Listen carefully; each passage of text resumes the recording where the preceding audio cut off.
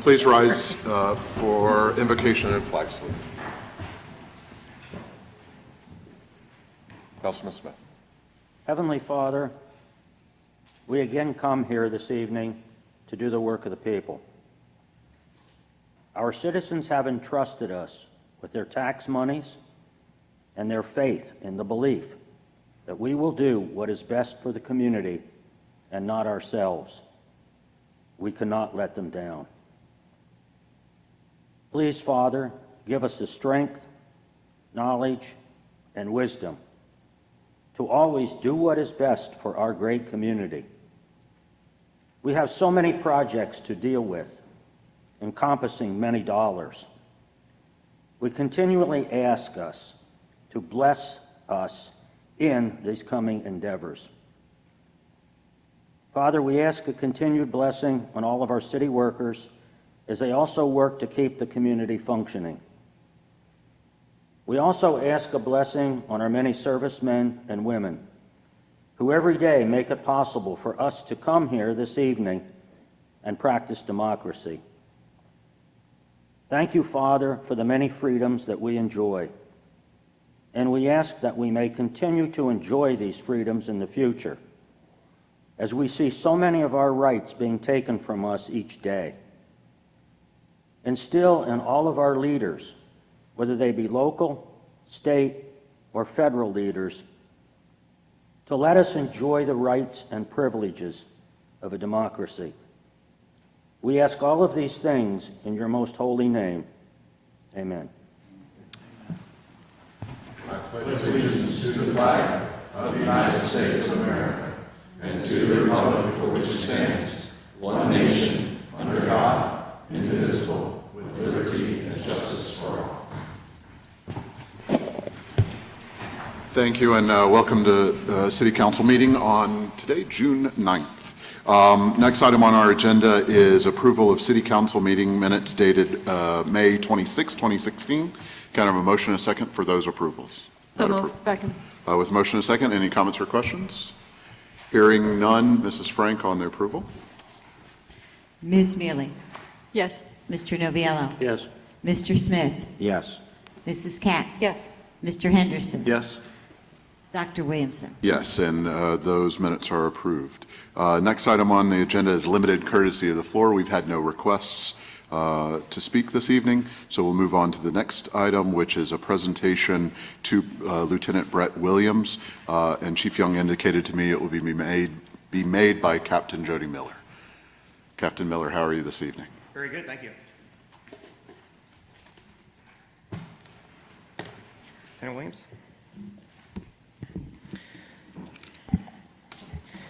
Lieutenant Brett Williams leads the Williamsport Bureau of Police with 25 years of service to the residents of Williamsport and Lycoming County. Lieutenant Williams began his career on January 4th, 1991, and was a patrol officer. During that time, Brett Williams responded to calls for service, doing everything from handling burglar alarms, motor vehicle crashes, to simple assaults and narcotics arrests. In 2002, Brett Williams took over as a custodian of the property and evidence room. He served in that role well over a decade, attempting to improve the efficiency and integrity within that unit. On March 26, 2007, Brett Williams was promoted to sergeant. During that time, he began to look at other areas of the department that he could improve with ever-advancing technology that was becoming more prevalent in policing. One such program was the Spillman Records Management System, which is currently in use today. Brett Williams was promoted to lieutenant on May 8, 2012, and continued with his oversight in the property evidence room, technology development, acting patrol lieutenant, while Captain Mike Orwig was deployed for military service, and then eventually becoming a shift watch commander of the morning watch platoon. Lieutenant Brett Williams was recognized by the Travelers Association as the Lycoming County Police Officer of the Year in 2014 for his work with the Williamsport Bureau of Police, as well as his contributions to the Lycoming County DUI enforcement program. The members of the Williamsport Bureau of Police want to wish Brett Williams and his wife Lori, as well as his 3 children, Brianna, Trevor, and Sonia, the best as they begin a new life in his retirement. Policing can be very difficult and stressful on not just a spouse, but the entire family. We thank you, and I know that Brett thanks you for your support over the years.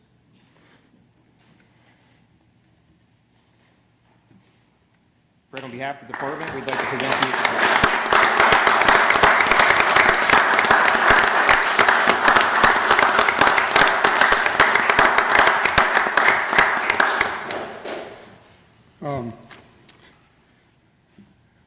If they were going to offer me the microphone, I figured I get 2 minutes for every year I serve, so that's good to me.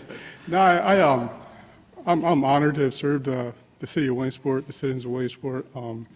I think I had a blessed career. I had the opportunity to work on several projects that a lot of officers never get to work on. I think I've worked with every member of council except for the newest member on different projects I've worked on, different committees for parades and events that I've worked on and stuff like that. And it's been a pleasure working with you guys and working for the city. I couldn't have done it without my wife and family.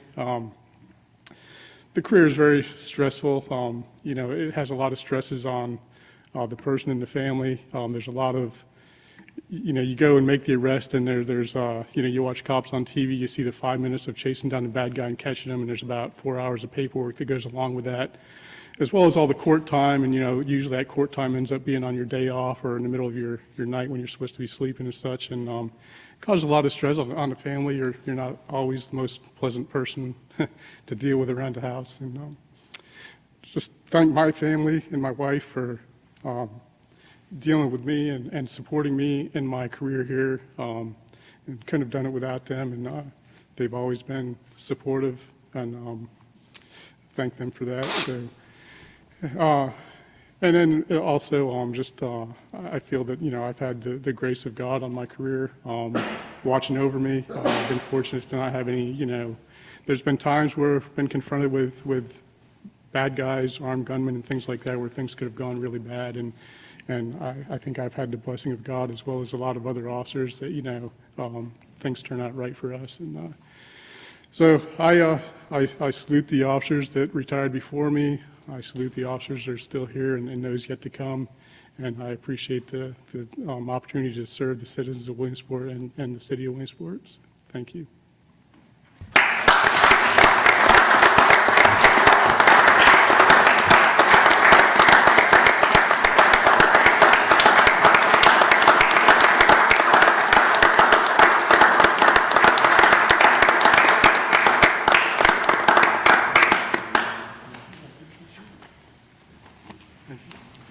Members of council, comments? Mrs. Smith?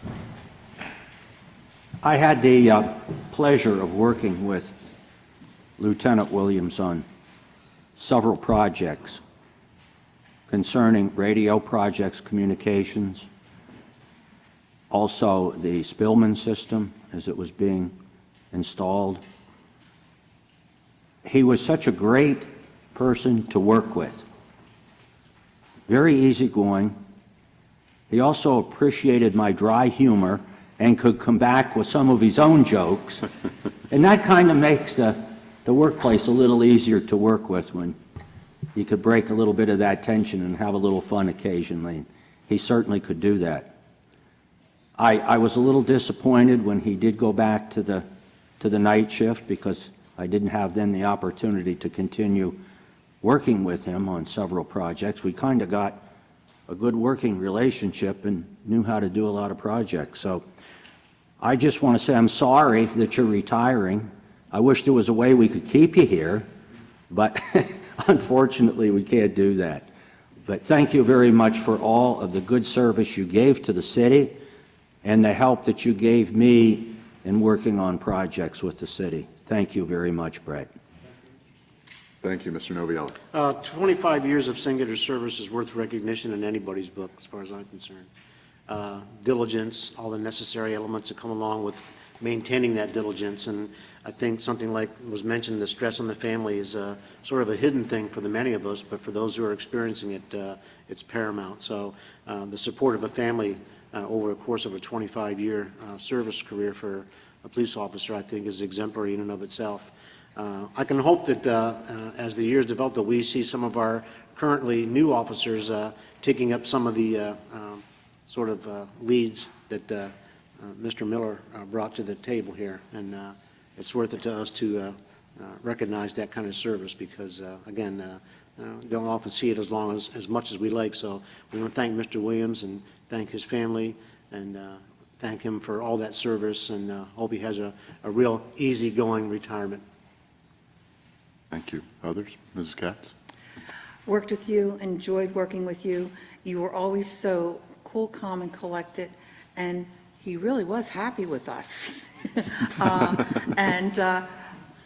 going to miss you, and as Mr. Smith said, I missed you too when you went back to the night shift because, there was a good working relationship. Enjoy your life and your family. Thank you for allowing him to have the service because I know it's difficult, but now you can enjoy. And thank you very much, all of you. And I'd also like to, on behalf of council as a whole and really the citizens of Williamsport, thank you and your family for your service to the city. And it's really wonderful to have the opportunity to celebrate the kind of service that you've given all of us and the time and the commitment you've given.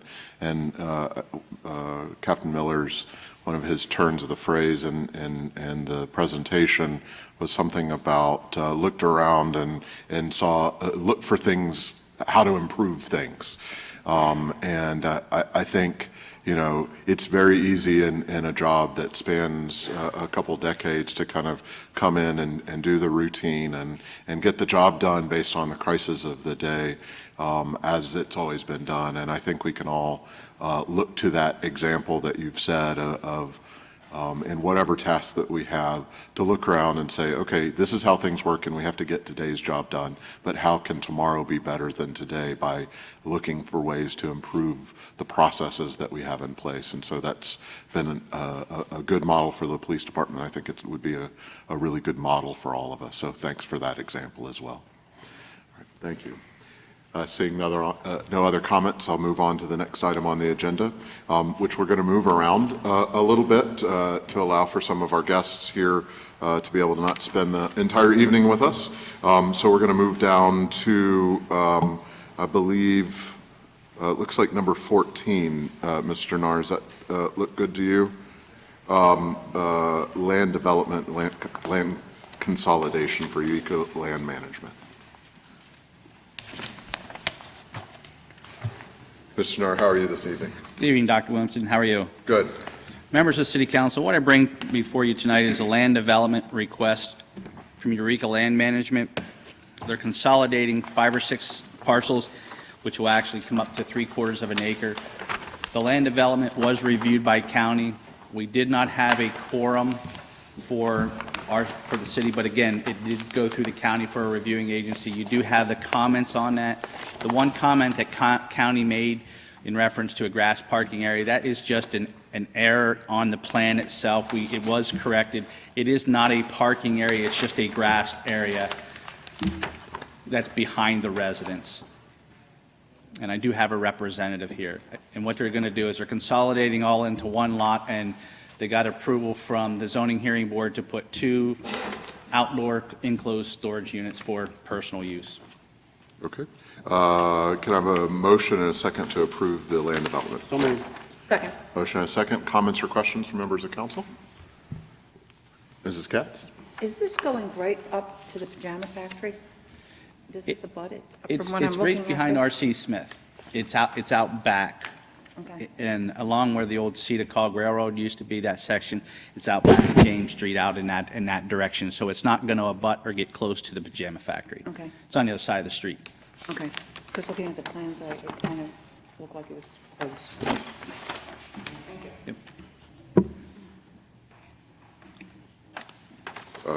Ms. Mealy?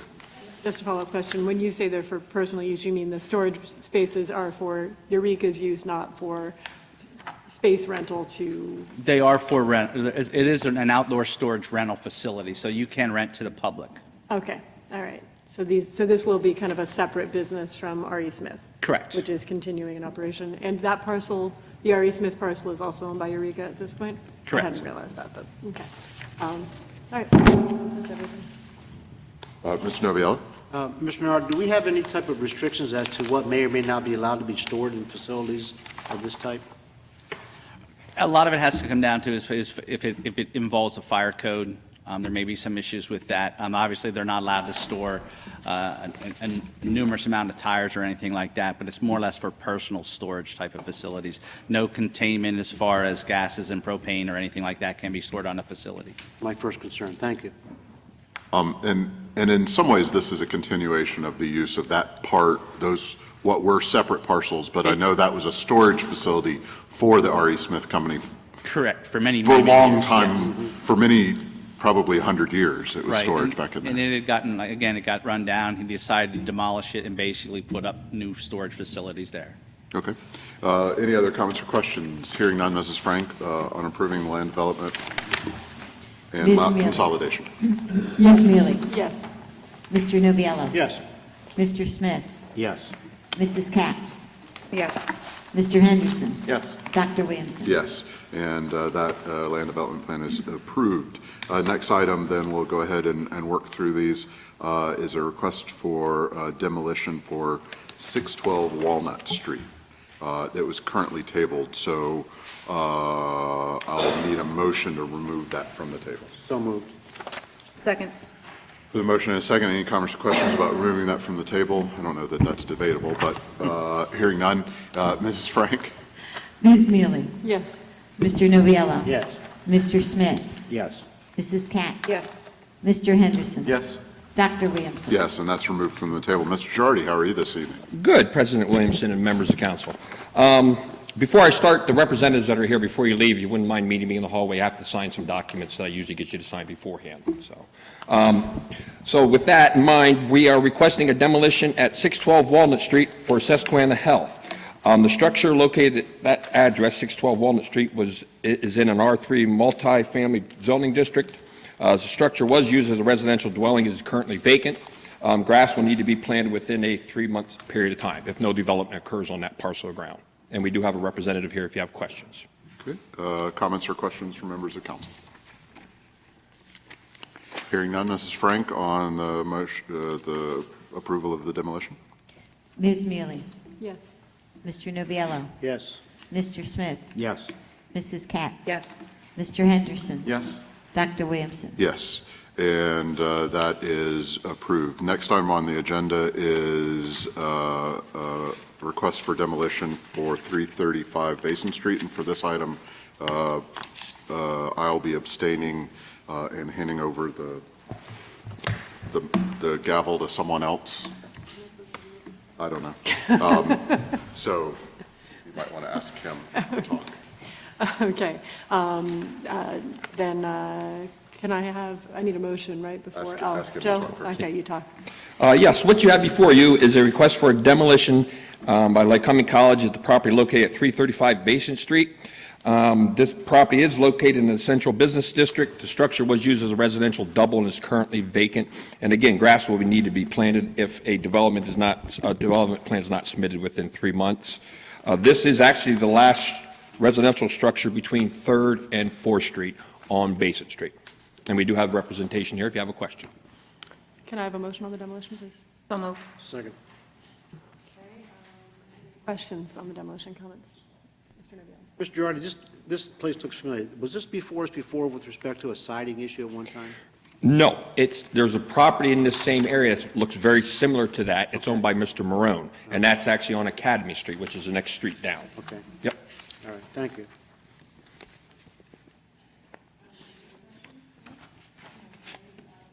Hearing none, Mrs. Frank. Ms. Mealy, Yes. Mr. Noviello, Yes. Mr. Smith, Yes. Mrs. Katz. Yes. Mr. Henderson. Yes. Dr. Williamson. Abstain. Okay, and the demolition passes 5-0 with 1 abstention. Moving on, a demolition for Lycoming College at 247 Washington Boulevard. Mr. Girardi? Yes, the same college is requesting at 245 Washington Boulevard for that structure to be demolished. That's located in the CC Commercial District. The structure was used as a single-family dwelling that is currently vacant. Grass will need to be planted within 3 months if they do not come in with the development plan. And this house is the last one located between the alley across from the college and Penn Street. There's one house remaining, and there used to be 3. The college actually has a parking lot on the corner there right now. And again, we have a representative here if you wish to. He's here, he's out in the hallway. Oh. Can I have a motion on the demolition, please, in a second? Second. All right, thank you. Comments or questions on this particular demolition? Mr. Noviello? Joe, do you know offhand if they're going to be extending the parking lot? Is that what this is about? They did not have any indication they are doing that. I would assume that's probably what's going to happen because it is a large enough area there where they could consolidate the lots and make a larger parking lot. Thank you. And any other comments or questions? Okay, I do have one question, Joe. I believe on the other side of this house, then there's a vacant lot as well, correct? That's correct. So my assumption would be perhaps that the intent is to create an even larger parking space. Yeah, But they haven't, the college hasn't indicated any. No, there's actually those are the two remaining lots that were the one's vacant in this house, and the college owns both of them now, yes. Okay. Excellent. Well, I guess keep us surprised if you hear anything. It would be nice to know. I think we all, the property on Basin Street, I think, was for planned acquisition. but I wasn't aware of this. If they determined to put in a parking lot, I'm assuming it's large enough for land development, Mr. Narr, you would come back through council for their approval. Okay. All right, hearing no further comments or questions. Ms. Frank? Ms. Mealy? Yes. Mr. Noviello? Yes. Mr. Smith? Yes. Mrs. Katz? Yes. Mr. Henderson? Yes. Dr. Williamson? Abstain. And the demolition passes with 5-0 with one abstention. Thank you, Ms. Mealy. Next item on the agenda is a request for certificate of appropriateness for 130 Court Street. Mr. Girardi? Yes. What you have before you is a certificate of appropriateness request to erect 3 signs.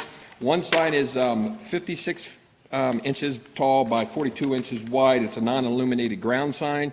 And then there's 2 16-inch tall by 168-inch wide internally illuminated wall signs. I did attach a sheet that shows where the signs are located on the building and also the colors of those signs. And we do have a representative here if you have any questions of them or myself. Thank you. Can I have a motion and a second on their certificate of appropriateness? So moved. Second. Hearing motion and second. Comments or questions? Members of council? Ms. Mealy? Just a question actually about the business. I'm assuming this is an additional business moving into the building, or are we losing a tenant? It's a new business relocating. It was in the city and it's relocating from, I believe, Market Street is where they were, and they're locating down here now at this building. But I guess what I was asking is Citizens in Northern and Ritu are both continuing to occupy space Oh, in the yes, I'm structure. sorry, yes. So we're adding one more Yep. business within the structure. And in terms of signage, obviously the signage at the top is in line with whatever else is within the building. What sort of signage do Ritu and Citizens in Northern have on the exterior of the structure? That is to say, I see that we're doing a monument sign. Are there monument signs for the other 2 businesses as well? Yes. Okay. All right. That's everything. All right. Any other comments or questions? Hearing none. Mrs. Frank on the certificate. Ms. Mealy? Yes. Mr. Noviello? Yes. Mr. Smith? Yes. Mrs. Katz? Yes. Mr. Henderson? Yes. Dr. Williamson? Yes, and that certificate is approved. Next item is our certificate of appropriateness for 146 West 4th Street. Yes. The request comes from the owner of 146 West 4th Street, which I cannot pronounce the names, and I apologize. I'm not going to attempt because I would definitely mess them up. So anyways, they're going to erect 2 non-illuminated signs. One is 4 foot by 8 foot wall sign, and the other one's a 1 foot, is a 2 foot by 3 foot hanging sign. I did attach a drawing showing you what the signs look like. These signs have been erected. They are up and in place. But we do have a representative here if you wish to have any questions of myself or of the representative. Motion and a second on their certificate. So moved. Second. Hearing a motion and a second. Comments or questions? Mrs. Mealy. This building has made an attractive addition to that, or this business has made an attractive addition to that corner. But I'm glad to see they're coming through for the signage, which I noticed a couple of weeks ago. Thank you. And I agree. I think that this is the product line that they have is a great fit for our community, and I can imagine there's a lot of homes around here that will be enhanced with new Stickley furniture and other Mission furniture. The one question I had, and we're continually working to try to make sure people are knowledgeable about the need for the certificates of appropriateness in the Central Business District, and this falls under the revision of the ordinance I think we made last year. That's correct. more or less increases the fees as a means to encourage them to come in ahead of time. That's That right. would have applied in this case. then That's as exactly well. right. Typically, anything you see that's up or started prior to a permit, that rule does go into effect. We do not take any exceptions to that rule. And, you know, that's the application of the idea. You know, you kind of feel bad that somebody ends up having to pay it, Right. but. Because the only other course of action we would have is to do a citation, which means we have to go to court if they plead not guilty. It seems to take up a lot more time Yeah. for the amount of money that we get back for that citation. It's just easier to do it with a double fee and Yeah. be done with it. Yeah, and so hopefully, you know, people continue to watch, people continue to read the paper and continue to listen, come for advice when they're looking to do construction and other kinds of activities so that they can avoid that. No other comments, Mrs. Frank, on their certificate? Ms. Mealy, Yes. Mr. Noviello, Yes. Mr. Smith, Yes. Mrs. Katz. Yes. Mr. Henderson. Yes. Dr. Williamson. Yes, and that certificate is approved. Next item is certificate of appropriateness request for 246 East Church Street. Yes, we have a certificate of appropriateness for actually a hanging sign. The hanging sign is 42 inches tall by 52 inches wide. See attached sheet for the colors and designs. Typically on certificates of appropriateness, you'll see that there are 1, 2, 3 on that picture showing signage, but the ones that are on the building are actually on the inside of the building. We don't really require an appropriateness for those. You do see them throughout downtown Williamsport. Somebody will put up a sign for sale, coins or something. Those signs don't go through an appropriateness process. Because they're not technically part of the facade. Correct. Okay. Motion and a second on the certificate. So moved. Second. Hearing a motion and a second. Comments or questions? Seeing none. Mrs. Frank? Ms. Mealy, Yes. Mr. Noviello, Yes. Mr. Smith, Yes. Mrs. Katz, Yes. Mr. Henderson. Yes. Dr. Williamson. Yes, and that certificate is approved. Next item is certificate. Thank you. Oh, wait, okay. I think I'm Different type of certificate. Different type. While we're doing the transition, one of the things I just thought of is when we see these certificates coming through, these requests, basically what we're seeing is signs of increased business activity in our community, especially in the central business district. And so the more of these, the better, as far as I'm concerned. We're seeing a lot of good activity downtown, and I know as customers, if nothing else, we enjoy that, but obviously that's good for the city in a lot of different ways. So. Not to interrupt, but what I talked to a public safety or public works meeting we had, not this meeting, of course, but next council meeting, I'll have in your package, you'll have a copy of, since 2008, and that's when I started here till present, I have a list of all demolitions that have occurred in the city, what's actually taken in their place. Also, I have a list of all your new businesses that have occurred from 2008 till now that are still presently in operation, and any new single-family dwellings that were built. So I think you'll see what's been happening in the city compared to what's been torn down. I know there's been a lot of questions on, do we lose tax revenue, don't we lose tax revenue? And I think you'll find that it's not a bad situation that we have here. It's really not. So I'll give you that information here next council meeting, and you can take a look at it. Great, thank you for that.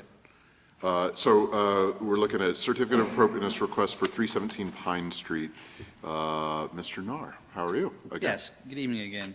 What I bring before you, it is a correction, and it's Boom City, it's not Brew City, it's Boom, B-O-O-M, Boom City Brewery. It's located at 317 Pine Street. It is a certificate of appropriateness. It is for outdoor seating. You do have a copy of a picture of what the chairs will be looking like. You do have a drawing showing where they are going to be placed within the sidewalk. As you can see, there is definitely adequate ADA handicap accessibility through there, so it will not be creating an issue. And it is within the confines of that tax parcel, and I do have a representative here. Can I have a motion and a second for this certificate, please? So moved. Second. Hearing a motion and a second. Comments or questions from members of council? Mr. Noviello?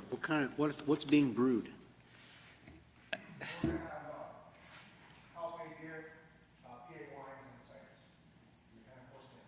And Gary, does that reflect anything with regard to outdoor seating and outdoor imbibement? If they elect to do, again, within the entertainment district, he would be required to follow those guidelines that we set up for that. And he's aware of what those are? Correct. Thank you. Other comments or questions? Ms. Katz? This is really the same kind of seating that Bon Jovi's had outside Right, it didn't increase any further than what it is. No, it has not. It's in, like, again, it's in that same confines of what the Bon Jovi says. Which I always thought was great, and welcome to the neighborhood. Ms. Mealy? Well, certainly welcome to the neighborhood, and I actually hadn't even noticed the new development on my way down Pine Street, but that's excellent. That's exciting. Actually, but the question I had for you, Gary, was more related to outdoor seating in general.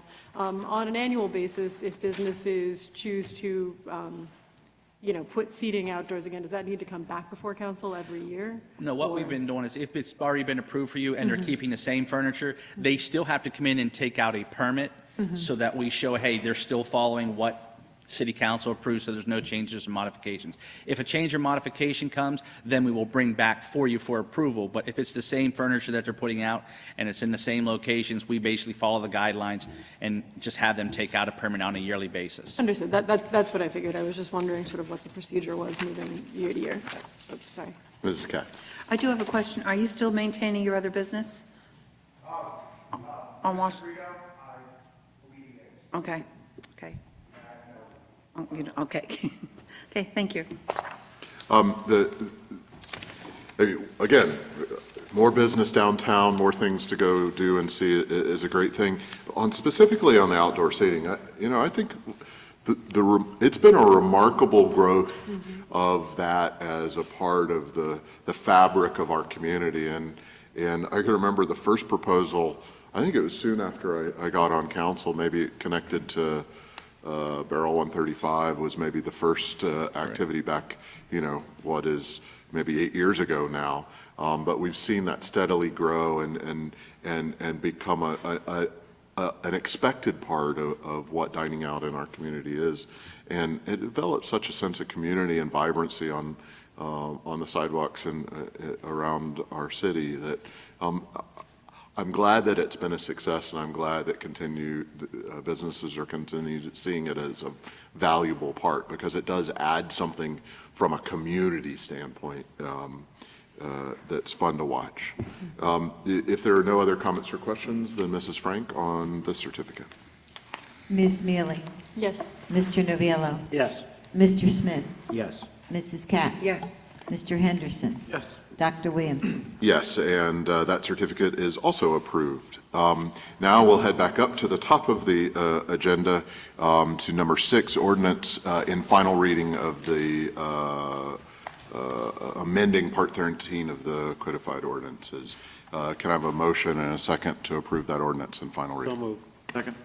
With a motion and a second, anything to add on that, Mr. No, again, what it is a zoning text amendment. We're adding definitions as well as some requirements that FEMA has put down based off of the firm updated maps that went into effect June 2nd. Okay, great. Additional comments or questions from members of council? Seeing none, Mrs. Frank on the ordinance in final reading. Ms. Mealy, Yes. Mr. Novello, Yes. Mr. Smith, Yes. Mrs. Katz. Yes. Mr. Henderson. Yes. Dr. Williamson. Yes, and that ordinance is approved in final reading. Next item on the agenda is resolution authorizing a transportation alternatives program agreement. Mrs. Frank, in short form, please. Number 7. Hold on, I'm lost. I'm sorry.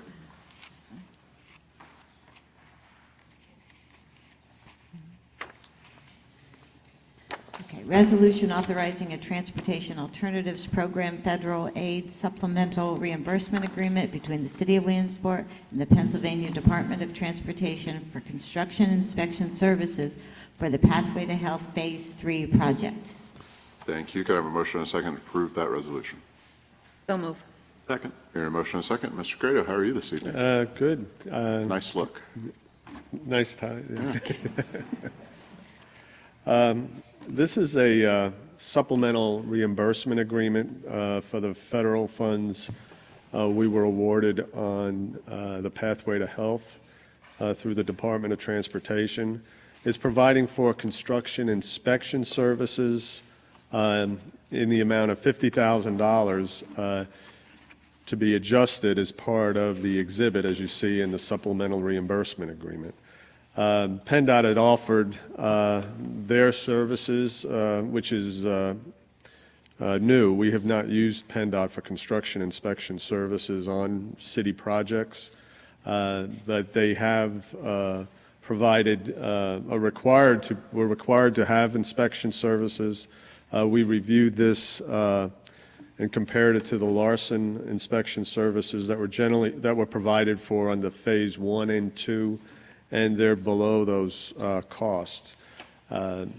So we're recommending approval of this. We feel that the department is going to be doing a lot of work in the city over the next 2 or 3 years. So they have their project inspectors on site. And the $10,000 was already part of the Phase 1 portion of that. That was required for their traffic control department to inspect our traffic signals. So this was reviewed by the Finance Committee. Thank you. Ms. Mealy for Finance. This is a pretty much just kind of a movement of money from one budget to another, kind of pro forma thing. And it does seem as though the opportunity to take advantage of PennDOT's construction inspection services may have the potential to save us a little bit of money. So Finance Committee reviewed it and brought it to the full body of council with a very positive recommendation. Excellent. Comments or questions from members of council? Seeing none, Mrs. Frank, on the resolution, please. Ms. Mealy? Yes. Mr. Doviello? Yes. Mr. Smith? Yes. Mrs. Katz? Yes. Mr. Henderson? Yes. Dr. Williamson? Yes, and that resolution is approved. Next item on the agenda is resolution authorizing the execution of a contract agreement. Mrs. Frank. Resolution authorizing the execution of a contract amendment between the City of Williamsport and the Amalgamated Transit Union Local 1496. Whereas the city and the Amalgamated Transit Union Local 1496 are parties to a collective bargaining agreement. Whereas the respective negotiating committees by the ATU and the city have reached an agreement with respect to a 3-year contract amendment for the years 2017 to 2019.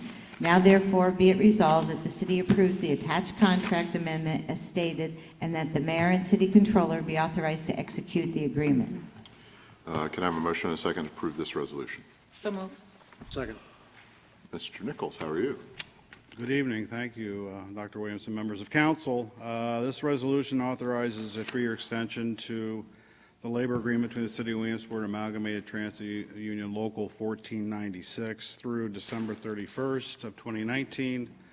In addition to the extension, there are 4 other amendments to the current contract which relate to wages, sick leave, longevity, and equipment. For each year of the agreement, wages will increase 2.5%. Also, the sick leave buyback will increase $2 per year to $26 with a cap of $10,500. The longevity cap is being increased by 5 years, and shop employees, we wanted them to get an extra $50 per year in their tool allowance because additional tools are needed for our CNG fleet. So on behalf of RVT, I want to thank the union's executive committee, the bargaining employees, and the staff that worked on this negotiating process for reaching an agreement. This agreement is very viable when considering our available state and federal resources over the next 3 years. This will not require any increase in the local share for that time period. And also, it's going to give us some flexibility to consider maybe some improvements in our service plan as we've set forth in our strategic plan. So with that, it was reviewed by the Finance Committee. We're asking for your approval. Thank you. Ms. Mealy? Finance reviewed this, and we had some discussion about previous RVT contracts. Mr. Nichols indicated, for instance, that the sick leave increase of $2 per year is generally an alternate contract occurrence. That is to say that it will see an increase in this contract, and then the next contract it may stay steady for a couple of years. And longevity, there is a $125 per year longevity supplement that's payable to the employee, which can be converted at basically the rate of the cost of 1 week of vacation if the employee so chooses. So all pretty straightforward. Seems like a good contract. Mr. Nichols says that that RVT can meet the, requirements of this contract, and it won't be a hardship, and will not involve any sort of increase in the city's contribution, which is good news. So, local share, that is to say. So the finance forwarded to the full body of council with a positive recommendation. Thank you. Ms. Katz? It was interesting to find out that you really would like to keep these employees longer because they are so good. But the other interesting factor was how much it takes now to get your CDL license and how complicated it can be also with the new buses. And, but, to your credit, there are quite a few that work these years. And Yeah, that was our idea, to increase it from 30 to 35 years, because we have a few employees that started, or that I hired when I started, and so they're approaching at 30 years, and so we'd like to keep them for an extra 5. So it's a little incentive to try to keep them on board if possible. fantastic, it really is. But we thank you very much. Thank you. Thank you. Seeing no other comments or questions, Mrs. Mrs. Franks. Ms. Mealy? Yes. Mr. Noviello? Yes. Mr. Smith? Yes. Mrs. Katz? Yes. Mr. Henderson? Yes. Dr. Williamson? Yes, and that resolution is approved. Next item on the agenda is resolution authorizing the city to award a contract for some buses. Mrs. Frank. Resolution authorizing the City of Williamsport to award a contract for the purchase of 2 35-foot and 2 40-foot compressed natural gas low-floor transit vehicles. Be it hereby resolved that the City Council of the City of Williamsport that it awards the contract for the purchase of 2 35-foot and 2 40-foot compressed natural gas low-floor transit vehicles to Gilling Incorporated in the amount of $2,293,174. Thank you very much. Can I have a motion and a second to approve this resolution? So moved. Second. Hearing a motion and a second. Mr. Nichols.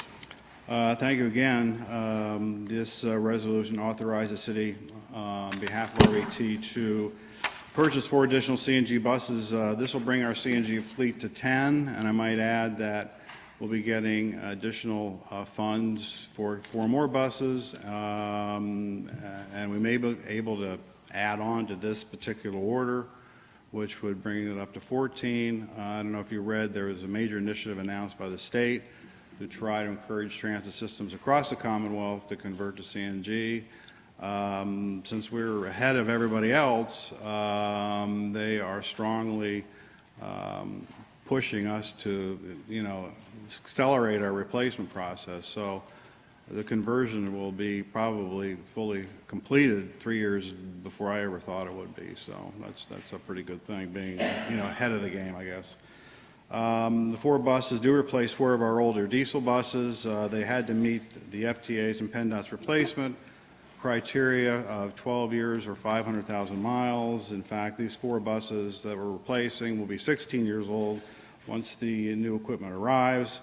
And again, we're participating in a joint purchasing. We joined in with a handful of other systems in the Commonwealth to purchase these buses, thereby reducing administrative time, getting a better price, and accelerating delivery. So that always has worked well for us. And the state is providing the majority of the funds, about 97% of the funding, with RVT required to provide the remainder, and which will come out of our program income. So we're asking for your approval, and this did go before finance. Thank you. Ms. Bailey. Finance forwarded this to the full body of council with a positive recommendation. We did have some discussion with Mr. Nichols about exactly what happens to the buses that have that lived their useful life. He said they're worth between $1,000 and $3,000, which doesn't seem like a lot for a pile of metal that large, I have to say, Mr. Nichols. Well, usually they Apparently they really work them. yeah. The ones we've been replacing were pretty well shot, so they're just scrap. The 4 replacing this time around will be actual mobile, so we hope to sell them for somebody in a Penn State party bus, probably. No, I don't know. Hey, that was my idea. So we should be lucky. I mean, we should get some more funding for the next 4. There's a growing Lycoming tailgating scene, right, Mr. Mayor? Actually, if I can follow up with one question, Mr. Nichols. If you do get, are you implying that you might get more funding this year for further buses? Or is Yes. this- And does RVT have the match for Yes. that? Okay. Yeah, it's only about $70,000, you know, out of a $2.4 million procurement. So, you know, we'll be able to set aside that amount of money. So we're going to try to contact the company, see if we can add 4 on to these 4, so we would get 8 next year. And that would represent about 80% of our, you know, primary fleet, so. And we've also locked in, I've noticed that natural gas is going up, just like gasoline, and we locked in for 4 years on the spot market at a price lower than what it is now. So, you know, we're going to achieve a lot of savings over the next few years. That's great. As one further follow-up question about getting 8 new vehicles next year, I'm assuming the buses that you would be replacing with those next 4 would not be in quite as dire a straits as the Right. ones that are, right? Right. This would not, at some point in the distant future, 16 years from now or something, put us in a crunch if we couldn't get the state to, do you see what I'm saying? If we acquire a slew of new buses in one go, it's not going to put us in a weird financial position if the state's no longer is willing to fund new buses, is it?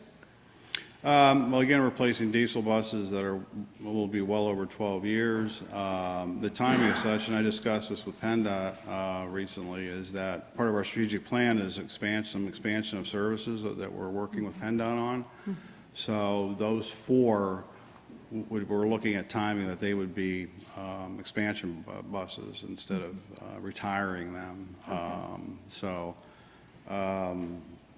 Or they'd be placed in our contingency fleet. But you're right, usually we try to do 4 at a time. This would be, an anomaly would be 8. We did that a few years ago, we replaced 8, but you're right, that would mean, but you can, the buses, you can, you know, put 4 of the buses on more intensive routes that have more mileage per day. So you can, with a little bit of planning, you can space out sort of the utilization or useful life of a bus. Okay. You know, because some routes have 250 miles a day and others have 150 miles a day. So if you just watch how you put your buses out every day, you can stretch it out. Okay. And that's everything? And you indicated your recommendation. Oh, our recommendation was a positive recommendation. Okay, thank you. Mr. Novia. Just out of curiosity, you said that the remaining value would be around $1,000 or so dollars?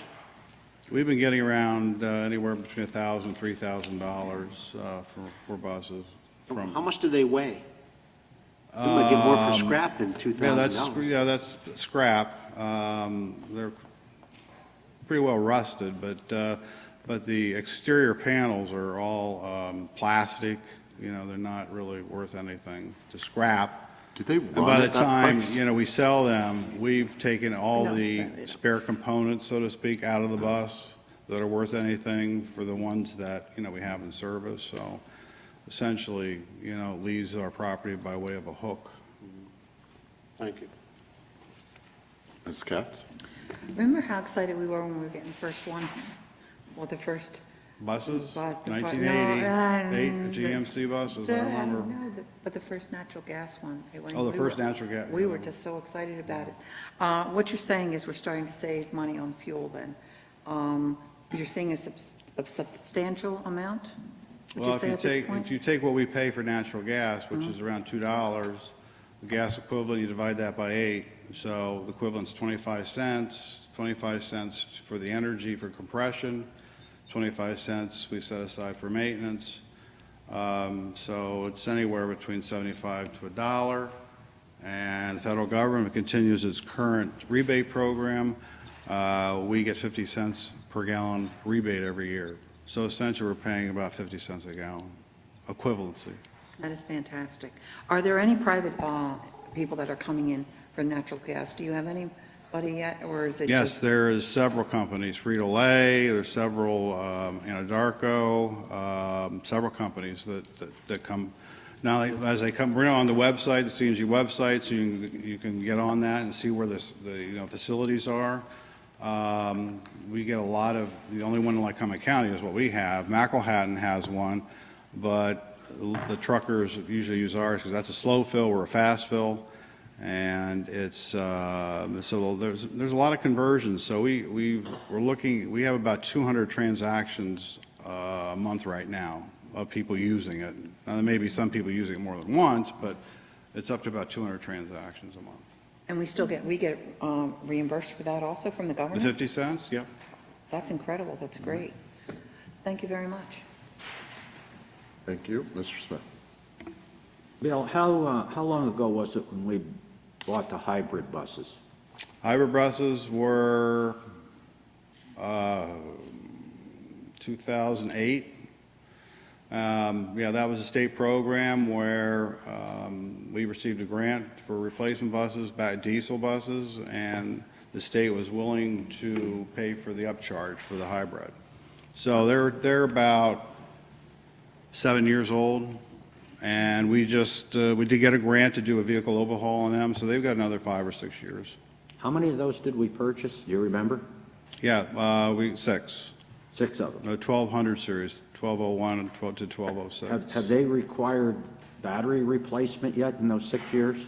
Not yet, but that's what we're going to do with vehicle overhaul, because we're right at that point where we're not facing that dilemma. We haven't had one to replace yet, but we're looking at it. We're getting prepared. And they've held up quite well Yes. mechanically? They have somewhat. There's been some difficulties with them.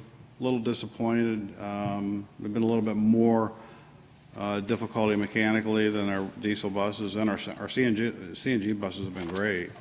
But it's a pretty complex bus. The advantage is you get about a half a mile per gallon better fuel mileage, so you do have the savings there.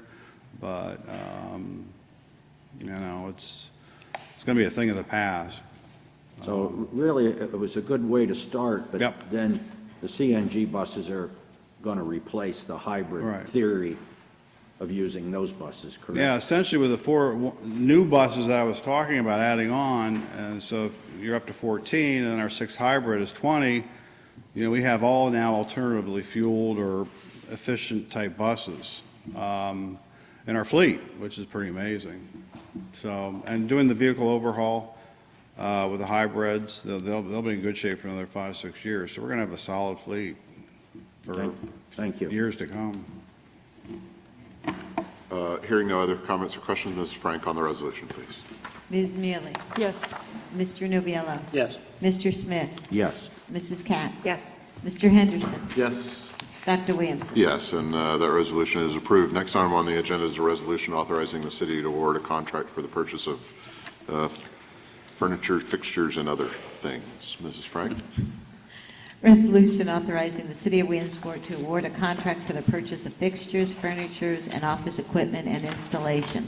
Be it hereby resolved by the City Council of the City of Williamsport that it awards the contract for purchase of fixtures, furniture, and office equipment and installation to Corporate Interiors, 223 Lisa Drive, Newcastle, Delaware, in the amount of $194,784.77. Be it further resolved that this award is contingent upon the proper submission and execution of the appropriate bonds and contract documents. Be it further resolved that the mayor and city controller be authorized to execute the contract documents for the purchase of fixtures, furniture, and office equipment and installation between the City of Williamsport, Bureau of Transportation, and Corporate Interiors. Be it further resolved that the city clerk of the City of Williamsport is hereby directed to notify said successful bidder by forwarding a copy of this executed resolution. Thank you. Can I have a motion and a second on the resolution? So moved. Second. Your motion and a second. Mr. Nichols? This resolution is the last one for the Trade and Transit Center project, finally, after 12 Promise? years. I promise. I promise. There's a lot of witnesses. And this is for the purchase of FF&E necessary to complete the project and fit out the building. Again, as we did with Trade and Transit 1, the Church Street Transportation Center, we separated FF&E out from the prime contractors, and the reason you do that is we eliminate the contractor markup, we could utilize state contract prices, and also we take advantage of a DB firm, which helps us meet our DB goal that we're required to have for the project. The interior architect was part of the design team from the very beginning, meaning that The interior architect, as part of Kimball and Reynolds, did the FF&E plan for both Church Street and Trade and Transit 2. State Section 1514 capital assistance funds will be providing necessary funding for this project, which, if you look back, was $175,000. But part of the purchase is that we purchased some FF&E for Uptown Music Collective, which are going to reimburse us once the project is complete. And I guess we asked for your approval, and this was reviewed by both Public Works and Finance. Thank you very much. Mr. Smith from Public Works. Yes, we did review this on Tuesday, and we had several questions concerning where the furniture and office equipment, and as you said, other things, where the other things, where they going to go? Actually, there weren't other things. It was pointed out as office furniture and so forth.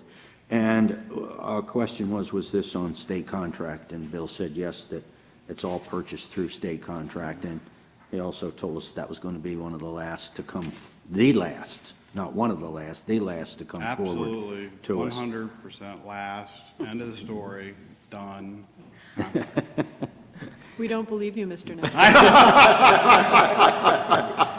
Very convincing. You should talk to Mr. Grado. He phases that don't have an end point. It wasn't open-ended, he told us. That's No, done. It was not an open-ended That's it. contract. So upon our review, we passed it with a positive recommendation to full council. Thank you very much. Ms. Mealy from Finance. Much the same thing. Finance reviewed this item. I believe both Public Works and Finance had a short discussion about local business and whether or not this could have been a local, a purchase from a local business. According to Mr. Nichols, the federal government does not allow local preference. Consequently, this, obviously, these are good prices, which I believe is the federal government's preference when it comes to purchasing, at least on the municipal level.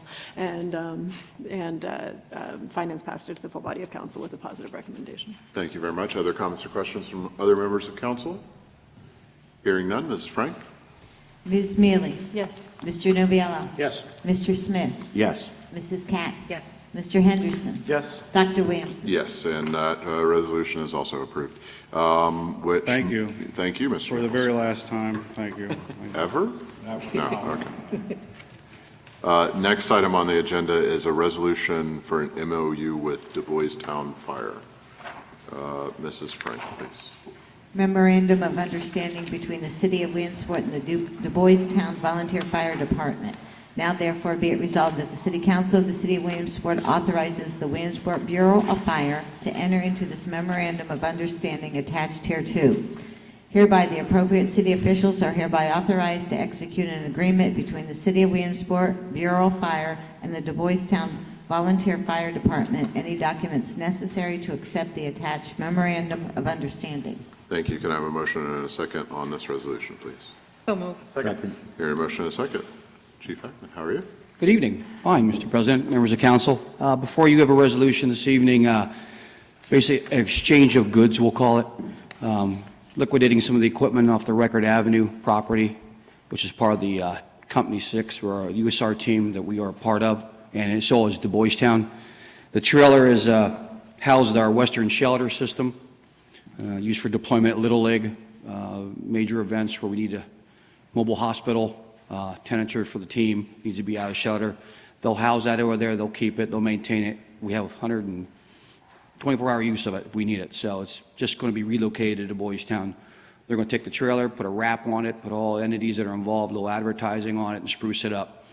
In exchange, we come out with 2 Tough Books Panasonic computers and vehicle mount hardware, which they're currently not using, and they'll work well on us in our command roles in our vehicles. So it's a win-win for both sides. It's that simple, and not a dime out of our pocket. So, Thank you very much. And I believe this was reviewed by Public Safety? correct, it was with positive Mr. recommendation. Smith? This was reviewed on Tuesday by Public Safety, and it's actually kind of a trade agreement. And when I look at this, I think we might be, shouldn't say this, maybe we're coming out better on this. When you look at these Panasonic Toughbook laptops, and Chief Heckman said these are new, that are going to be given to us. I know our company's starting to buy these Panasonic Tough books, and with only the operating system in them, they're around $2,900 each. So you're looking at close to $6,000 worth of equipment that we're going to be getting. And this also goes along with our discussion that when we went to the Spillman system for the police department, if you remember back, I've discussed this several times, and we've discussed it in various meetings, about we want to equip the fire vehicles with laptop computers. And once they're in there, we can integrate it into somewhat into the Spillman system for certain records there.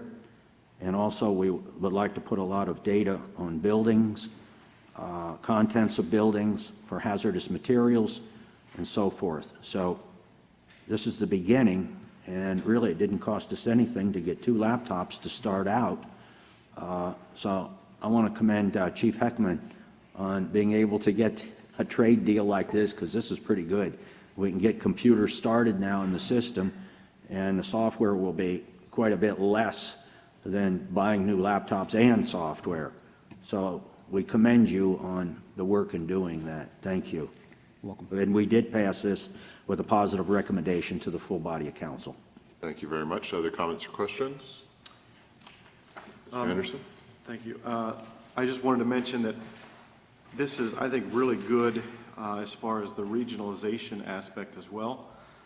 We've talked about before how Williamsport tends to bear a lot of the load in regional events and things like that. So this helps. I'm glad that Du Bois Town will be taking this. They'll be maintaining this, and it will be a benefit to the entire region. I think that's worth noting as well. Thank you. Mr. Noviello. I propose that we add Mr. Heckman head up all of our trade agreements from this time. We could use that on a national scale for that matter. Yeah. Comes naturally, sorry. Just imagine what we can barter for. There are those stories about you start with a paper clip and you end up with, dealing with your, I don't know, in our case, pension deficit or something. Get to work. Hang on, as we said. I like creative solutions. This is a creative solution, and so thank you for working to make this happen. If there are no other comments or questions, Mrs. Frank on the resolution for the memorandum of understanding. Ms. Mealy? Yes. Mr. Noviello? Yes. Mr. Smith? Yes. Mrs. Katz? Yes. Mr. Henderson? Yes. Dr. Williamson? Yes, and that resolution is approved. Next item on the agenda is a resolution approving the City of Williamsport 311 application. Mrs. Frank, please. Resolution, City of Williamsport 311 Application Resolution. Be it hereby resolved by the City Council of the City of Williamsport to award a 3-year software as a service contract to Acela in the amount of $5,780 a year for 3 years. Whereas Acela will provide the City of Williamsport a mobile 311 application for distribution via Apple App Store or Google Play. Acela will provide ongoing support, upgrades, training, and maintenance of application for the entire term of the contract with guaranteed uptime and availability of 99.9%. Whereas at the end of the initial 3-year term, the City of Williamsport has the option to renegotiate the terms of a new contract to obtain new services from another provider. Be it hereby resolved by the City Council of the City of Williamsport that the Mayor and City Controller be authorized to execute the contract between the City of Williamsport and Acela Incorporated. All right, thank you. Can I have a motion and a second to approve this resolution? So moved. Second. Hearing a motion and a second. Ms. Ray, how are you? Pretty good. Good evening, Dr. Williamson, President Williamson, members of council. Before you is a resolution, as was read, to approve a software as a service agreement to develop a 311 application with Acela Incorporated. This was reviewed by Public Works with a positive recommendation, and also reviewed by Finance with and passed the council with no recommendation. Okay. Mr. Smith from Public Works. We did review this on Tuesday, and we had numerous questions concerning this. And Yes, we did pass it with a positive recommendation for approval. Since that meeting on Tuesday, we've had some further information that have been given to us concerning the status of the website. And I'm hearing that there may be some issues with that website and how we're going to deal with that. And I think that when that is going to be presented by finance, what they were dealing with it, even though we did pass it with positive recommendation, I think maybe we've got some further questions that do we move forward with something like this until our issues are resolved with the website, which we didn't have that information, or we may have done this a little bit differently. I don't know that at this point. But I am concerned about the fact that there are issues being pointed out to us with the website, and I think that finance can address that a little bit more because they did discuss that on Tuesday. But I do have a concern with that. So as I pointed out, we did pass that with a positive recommendation, and most of us were not there to finance. So I'll be interested in hearing the discussion from finance at this point. Thank you. Thank you. Ms. Maley from Finance. Yes, Finance did forward it to the full body of council with no recommendation. It is a very exciting idea for the city, and my understanding is, and I'd like to explore this further, it's also an exciting idea for several of our department heads who would be affected by the app. However, we did feel, given a number of different factors, including the current state of the city's website, which by and large, by most opinions, is not in good shape and not easy to use, as well as just sort of some questions about phasing it in both within the administration and with the public.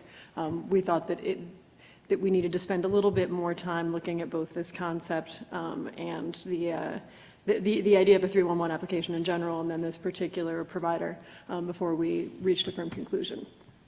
So we forwarded it with no recommendation, in part because we felt that there should be some discussion in front of the full body of council, and then perhaps, depending on the will of council, a little bit more time and a little bit more examination before we move forward with this activity one way or the other. Just to address, I guess, some of our concerns more specifically, we know that technologically speaking, Williamsport as a community is rarely what they call an early adopter. That is to say that, you know, we're a small city, and a lot of our citizenry is used to calling in complaints when they have an issue within the codes department, within the streets and parks department, with public safety, and I think that we need to look perhaps a little more closely into what percentage of the citizens of Williamsport we think would make use of an app like this, how much we think that it would cut down on phone calls and emails to the codes department, how much it would allow us to sort of handle some of that flow through the app. The other thing I think that perhaps we should examine, and I'd like to solicit input from codes and streets and parks and fire, is how we and police as well, actually, excuse me, Chief Young, within our particular departments, how we see ourselves phasing in an app like this. Who's going to deal with it, who's going to handle the day-to-day work of it, and who's going to sort of, the department heads obviously would have the responsibility of making sure that we were following up on these items, but there needs to be someone else within each department who is specifically handling new needs that are generated by the app and making certain that we're not following up on leads that are coming forward. I guess, let me step back for 1 second and just explain that a 311 app, more for members of the public than for those of us here in the room, is a kind of an all-purpose app that would allow citizens via the app itself on their smartphone to report anything from potholes to potentially public safety concerns such as criminal activity or an unsafe situation of fire in progress, something like that. It could also provide the city with basically kind of a mobile form, a mobile app version of, we could post links to recreation calendars, all sorts of things throughout. Perhaps, Mr. Ray, you should address a little bit more what the app, all the specific things that the app could provide, just so that we have a firm. Okay. Well, just in addition to what you said there, we can adjust promotion of the city. We can promote businesses downtown. We can provide a widget basically that they can click on. They can find reviews of restaurants. For people that are coming out of town. We got big events coming up in the next 5-6 weeks, or in the next 2 months, with the Little League World Series coming up. So we're gonna have a lot of people coming into town that necessarily don't know what's available. So by having this, they can easily pull up the app and download and then be able to find what they want. They can find places to shop, places to stay. The amount of time to put a widget, to change widgets around in this application takes about 5 minutes, from what I've seen. So there's a lot of things we can do. We can do push notifications for public safety, for like fires and street closures, stuff like that, useful information that people need to know on a day-to-day basis as they go in and go about their day. So then we can also do reporting. There's also a reporting feature that we can also address the keep track of all the reports that come in, all the requests that come in, and we can actually use that and see that visually on the map and to determine what actually where our biggest areas of concern are. And then we can address that. And then we can send our resources that way in a more efficient manner instead of just, okay, we're going to address this one day and then the next day we're going to do something else. Yeah. Pardon? And just to follow up on that, Mr. Ray, so anyone who wanted to use the 311 app obviously would have to download it as an app on their phone, correct? And this is a piece of research we didn't ask for in finance, but I would be curious to know, in other communities that have 311 apps, specifically communities of our size, if there are any, and I'm assuming there are, what percentage of citizens are enrolled with, there must be a way to calculate that, right? Well, there's, for instance, the ones that have just rolled out with this company that I know of, they're relatively weeks into it, and they've got hundreds of, if you go by the App Store or the Google Play Store, it says hundreds of downloads. That's within a couple of weeks. I think that's certainly healthy. I guess And the amount of requests, if you sit there, if you actually pull up the app, one of those locations and actually look at the application and view the amount of requests that they have, there's quite a few requests already populated on those. So they are using them to report issues. That's excellent. Well, yes, I think in finance I said that I could think of multiple issues I would report if we, anyway, so just, I guess, to continue with the line of questioning, gentlemen, if I can ask the four of you who are department heads within the city, Mr. Sillo, Mr. Girardi, you can stay seated for all that it matters to me, Mr. Heckman, Mr. Young. Just talk to me a little bit about what possibilities you see this app holding for your departments, and how you see the workload that it's going to generate within the department sort of flowing. First,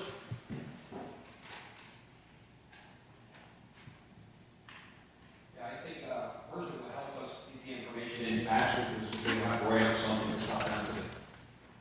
There it is. Got it? Okay. I think it would get the information to our departments faster. I think it's basically you have a lot of people nowadays using, I keep wanting to turn around, I'm sorry. Sorry. You have a lot of people these days use the apps, and it's the thing of the younger generation, I believe. I'm not a big computer person, but I do believe it would be helpful to our department. The way we would like to work it is if any of that would come through, it would come through to our two receptionists, who then would disperse them to the officers like we normally do at this time. It's just another means for them to help us get information to the city. Okay. And does anyone have anything to add from any of the other departments? From the police department standpoint, I think it would be a good tool in the fact that for reporting in relation to maybe some ongoing traffic incidents, maybe an ongoing crime scene, to maybe stay away from that area.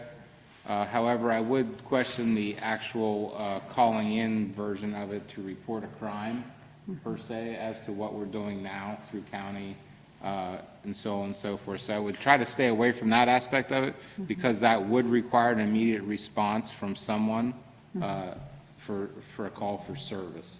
But I could see it being used on the backside for events, so on and so forth, to announce certain restrictions for parades, road closures, et cetera. Thank you very much, Chief Young. Just to touch for a moment on the expense element of this, this is a little better than $5,000 annually for the first 3 years. And moving into contract years after that, the amount is, at least within this contract is stated, it would increase no more than 7% annually over that. Actually, it's amended below that, it says 3%. Right, but it does, I'm not quite sure how, it says they reserve the right to increase the annual fees by 7%. So I suppose it's possible that it would go up by, but anyway, it does seem definitive on both counts, so we can go with the 3%. But we should perhaps also, I guess, look into that. Either way, not a relatively negligible amount. I think we're talking about a couple, about $500 a year it could potentially increase. The one thing to note is if for some reason this were to become 3 years down the road, the company that we did not want to work with any further, the data all belongs to us, any data that's collected, but the software obviously belongs to Acela, however you pronounce it. And so the app would become defunct on anyone whose phone had it. They would have to download a new app. In other words, we would lose our entire subscribers base and have to build it back up again if we decided to go with a different provider, which makes it, I think, very important to be sure that we're choosing the proper provider at the outset, because we have to do so much legwork to build that contact base again if we're going to do it, if we have to change out our contract.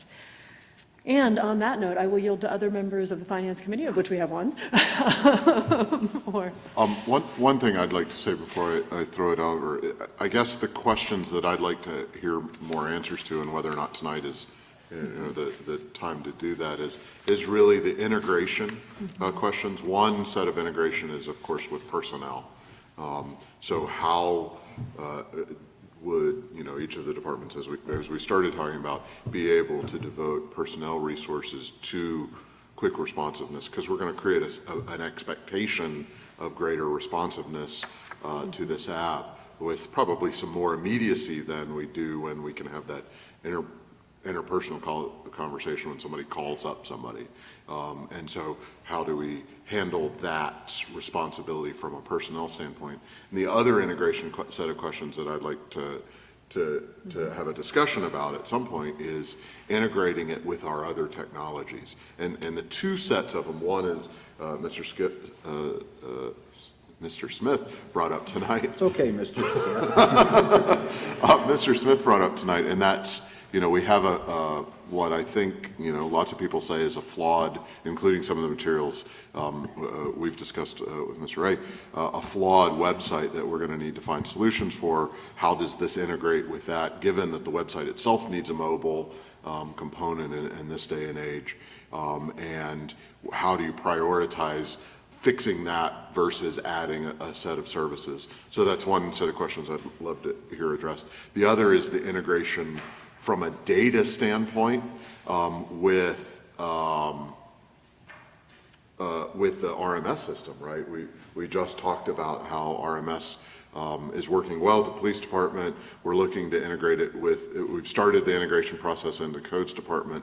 We're looking to integrate it into the fire department, and who knows, maybe streets and parks as well. Clearly, we don't want two competing systems that overwhelms each of those departments with two separate and sets of data that don't talk to each other. And so I'd love to hear about the integrations on the technology side, both with our current but flawed website and our current but I think we're very hopeful RMS system that includes components that allows us to look for hotspots of needs. And so we need to have that conversation. Again, we might want to do that in a setting that allows us to have more back and forth. Mrs. Katz. I'll give the positive first. First of all, it's, to have an app for the city is absolutely exciting. It really is exciting. I mean, you can see where it would be a positive. I see it in my own business where people come in with an app because of my business, but the app is only as good as the human person putting the information into it. So therefore, you have to have people that are dedicated to doing that. We have departments here that are down to the bare bones as far as personnel goes, and it does bother me that these functions could be downloaded to them, and then it would be up to, be it streets and parks, be it codes, planning, whatever, for them to get back to the people in a good time schedule. And if it doesn't, if you're not going to get back to the public with an answer, you know, within a reasonable amount of time, it's going to create more problems and more aggravation with our citizens. The other thing that is what Mr. Williamson is talking about, Dr. Williamson, is that our website, you know, to integrate that, as we just discussed, we don't know if it can integrate with our website. Well, we don't necessarily need to do that. This is just an extension of our website, more or less. It's an extension, but as we said, there We are can some put people. we can put the most, what I'm going to say is we can use the most frequent information that people look for on our website and put it on the app. That way they're not going out to the website and having to look for it and sit there and say, well, get frustrated because they can't find it or something doesn't work.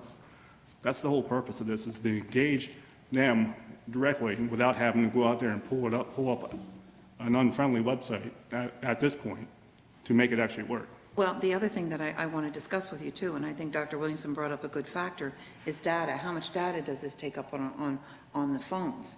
I mean, does it take up an extremely large amount? You all sat through a presentation, from what I understand. We didn't hear from Streets and Parks. Mr. Siller, what did you think?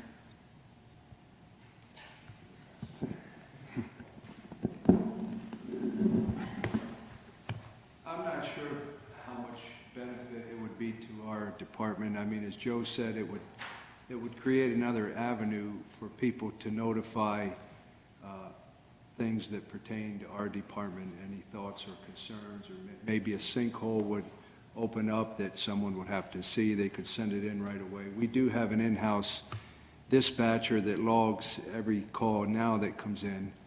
There are occasions, albeit rarely, but if we're shorthanded on a particular day, we have to get a job done, we do pull the dispatcher on occasion. So, I mean, there could be a rare occasion where there's no one there to field that call. Just create another avenue, as Joe said, for us to be notified. So what you're saying is would be beneficial for the codes department.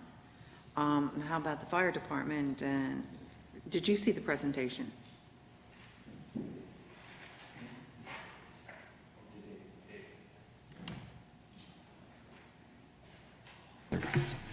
Chief Demick, I believe, was part of that original one, the demonstration. I think I came in late on that, if I'm not mistaken. There's benefits to it. We would have getting the word out for events, public safety events, downtown. I can see the city where we can benefit, letting people know Little League parades downtown. Let's come on, visit us, and, you know, what streets are going to be blocked, public safety issues, concerns, special events. It probably has its role.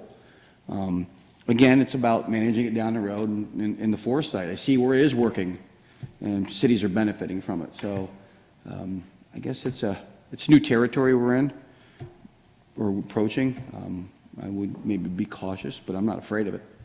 I accept it. That's where we're headed. So, and I'm not computer as friendly as Joe is, so. Well, that scares me. We do have a lot of questions with this, you know, and we discussed this, you know, thoroughly at finance, back and forth with so many different things. And I know, Justin, you sent a lot of emails to us today. Did not have time to read all of them and to go over a lot of the information. I mean, you have been doing your due diligence with this company to try and get the information to us. And I do apologize for not getting to some of the information that came in later in the day. I do know that an app would be good. Do we want to spend $5,000, over $5,000 right now? Well, it's close to, if you really think about it, it's close to $6,000 for 3 years.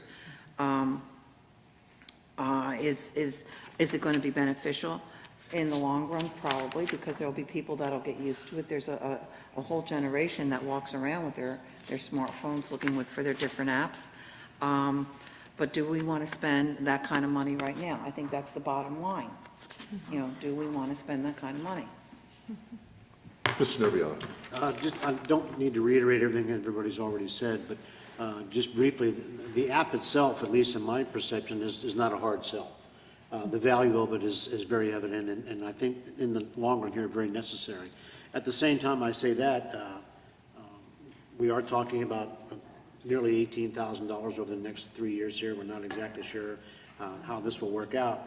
I think it's important for us to get some of our, what I would call our in-house ducks in a row. It's only 3 years, 5,700. It's close to for 6,000 3 a year, years. so it's. Yeah, nearly 18,000.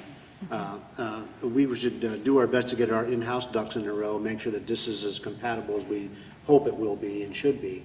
And if I don't mean to speak in front of anybody else, but for my part, I would propose that we table this for the purpose of further vetting.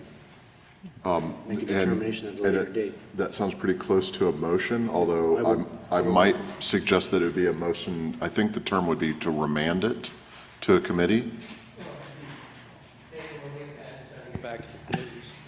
So that somebody is in charge, and maybe Public Works makes the most sense to be able to get some of these questions answered, to make sure that, you know, the ducks are in a row, because at least in my mind, by the way, it does sound like it has a whole lot of really strong potential. We just want to make sure that we have a plan before we spend the money,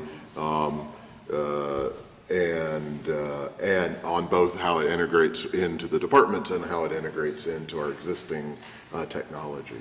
And so, you know. So I would make that motion, and that we remand the issue back to the Public Works Committee for further vetting and address it at the next potential council session. Okay. I hear a motion. Do I have a second?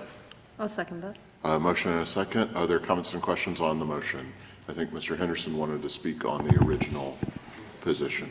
And I should have recognized you before recognizing the motion, so go ahead. Thank you. Let me just say a couple things. First of all, I think our citizens desire from us transparency, accountability, and accessibility. And this app gives us that. Now, I'm the youngest guy up here on this bench, but I think that this could be incredibly helpful for us. We've heard from our department heads, they're not fearful of this app. And so, in my opinion, I think that perhaps this could help us. I know we're a little nervous, we're a little fearful, because it's perhaps territory that many or most of us have not ventured into. But this also would serve to attract the type of people that we want here in Williamsport. We're looking for a younger generation. We're looking for young business owners. This would be a big help for them as well. So I think there are a lot of positives here. I do know that we're a little nervous. A couple of the questions that I had was, how will this interact with our website? I think Mr. Ray addressed that really, should we update our website or get a new website down the road, it won't affect this necessarily. We're going to have to do either or. I mean, we're not going to get rid of our website regardless of whether we have an app or whether we don't. Correct. State College is looking at this direction too. They're looking for the same type of application. So it's coming around here. So these small towns and boroughs around this area are starting to look that direction. Yeah, I think this is the direction we want to go. You know, obviously, everybody is positive about the idea of it. It's the integration that we're having difficulties with. I was pleased to hear the response from the department heads, who all seem to feel that this could be something that they could handle. I think we want to be careful that we don't, out of a fear of being too accessible to our people, I think we want to be careful that we don't frustrate our citizens even more in that regard. I do understand the the difficulties perhaps of rolling this out and the transitional period, but I think any time that we do this, we're going to face those issues, and whether it's now or whether it's down the road, we're going to face those issues. It's going to be a little shaky. It's going to be difficult. I'm not sure that we need to put it off. So that's my take on the situation. I think like I said, it provides, I think, a little more transparency, a little more accountability, and certainly more accessibility to all of the citizens of Williamsport. I think that's a good thing. Thank you. If I may add, just to jump on to what he was saying about the integration, and we had the same issues with Spillman when we rolled that out. That was a big project. We were concerned about how that was all going to work out. And Lieutenant Williams, when he was here, he worked a lot of that, and I worked with him diligently. So it's the same thing. I mean, the turnaround time, speaking with them, is about 6 weeks from the time it starts till the time it's ready to go live.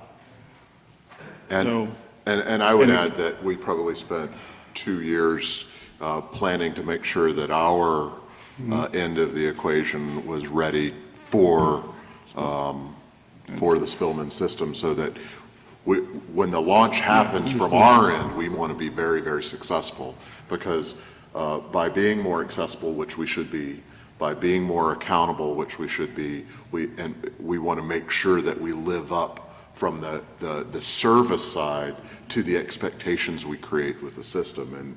And I think it's worthwhile to make sure that we have all those ducks in a row.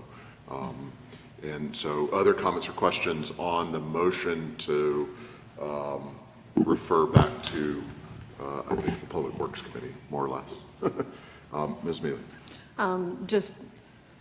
Just a note that I think the reason that we send it back to the Public Works Committee this evening is that to try and get the rollout period right, I think is very important, in part because obviously the clock starts ticking on that $5,000 or $6,000 annually the minute we sign a contract. So if we take another couple of weeks to make certain that we're putting this out there in the proper way, we're saving ourselves not much, but a couple $100, a couple $1,000, and we're making sure that when it gets out there, we're handling the requests that come in from citizens appropriately. We're not letting people down at the outset, which causes them to lose faith in the entire product. I would agree with you, Joel, that community involvement is a very important side effect, or perhaps primary effect, of implementing something like this. And it is very much something that we want to encourage in our community, where I think sometimes our citizens feel sidelined. So I think that we need to focus on that as the primary cause for investing in this sort of technology. And when we send it back to committee, then consequently, the two issues that I'm hearing that are perhaps most important are compatibility with our departments, how it's going to function within those departments, compatibility with existing technological systems such as the Spillman system within City Hall, and if this particular product cannot easily be made compatible with that system, is there one that could? Which might give us better utility over a time frame. And then we've established that it can be compatible with our current website. However, the one thing I think we also don't want to do is spend a lot of time loading information into the app when we could merely link it to a website that was fully functional. We don't want to duplicate a whole bunch of effort on our end to create something that should be already available elsewhere. And so I think that examining the time frame of attempting to improve our website and attempting to implement an app like this, and which order those things should happen in, and then for finance, I think as well, to examine the fiscal implications of that is very important. Good points. Mr. Smith. There's several components to this whole thing. First of all, I don't think anybody's fearful of putting out a new program. That's not the issue here. The one issue is we're hearing the website doesn't work. So we're talking about trying to put this out by Little League time. but yet people coming in are going to look at the website, and what are they going to see on the website? If the website's not working, I don't think we should be moving forward based on a lot of things. First of all, the concept is good. There's no question about that. I also think that when that comes back, what we have to look at is future planning on, we don't really have set goals of where we're going to go. Where are we going to be next year, the year after that? We're kind of shooting this thing with a shotgun, so to speak. We go here, we go there, and as you pointed out, the Spillman system was over 2.5 years, thoroughly vetted. That's one of the things Lieutenant Williams worked on. At some point, full-time he worked on that, 8 hours a day trying to come up with that concept. Going back to this, you say it's only as good as what people put in, but it's only as good as what people are taking out of it. And what I want to see here is, I want to see how the departments are going to use it. The police department, the fire department, codes, and streets, how they plan on retrieving that information. I want to see that plan. Because if we say, well, okay, go ahead and do it, and then it isn't being done. I don't want to roll out something like Microsoft does. It comes out with Windows 10, you're the guinea pig, and we'll come out with Service Pack 1 after we find out what all the problems are with it. We're not a guinea pig. I don't want to start rolling out stuff that doesn't work, and based on the fact that we don't have a website that works, how are we going to guarantee that this is going to work? The concept is good, but, and Chief Young brings out a very valid point about the fact is we have to ensure that these people don't think this is a way to report crime. And the other thing we have to look at too is the public service answering points are called PSAPs. The 911 centers, they're under federal mandate. Within so many years, they have to come up with reporting text to 911 calls. So how's this going to integrate with something like that? All the counties in the United States have to look at this. It's called Enhanced 911. And that's a fear that was just brought out. Do these people, are they going to think that perhaps I can report a crime, I can report a fire? We have to make certain that that is not part of the program, and they have to know that that's not going to be used for that. Another example we talked about in public safety the other day was the fact that we continually ask about how is the narcotics hotline working? Because a year ago, there were people coming and telling all of us it doesn't work. Nobody answers the phone. Sometimes there's a voicemail, you leave it, nobody calls you. That has frustrated people tremendously when that did not work.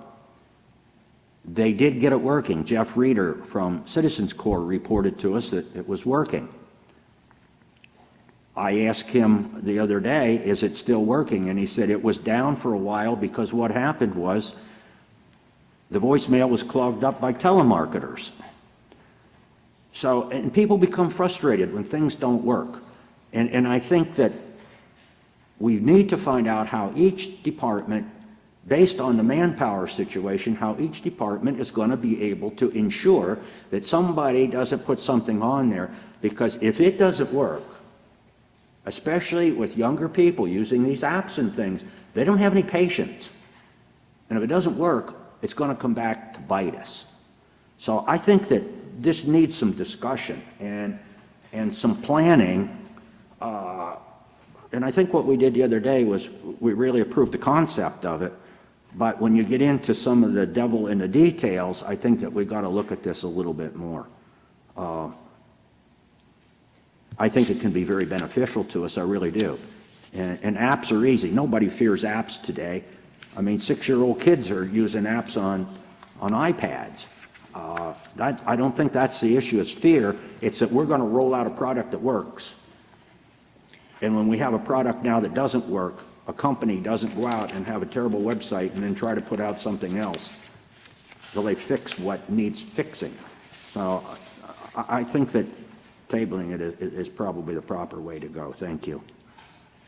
Any other comments on the motion? If I may add, our website is not down, broke. It does work, but what may refer to as is the lack of updates to it. In other words, the technology that it's built on is old.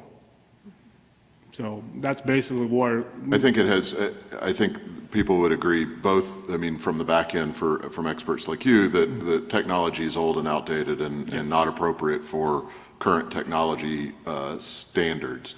And from a usability standpoint, we hear plenty of complaints from that end, even, you know, maybe from the very beginning on that front. And I should note that is not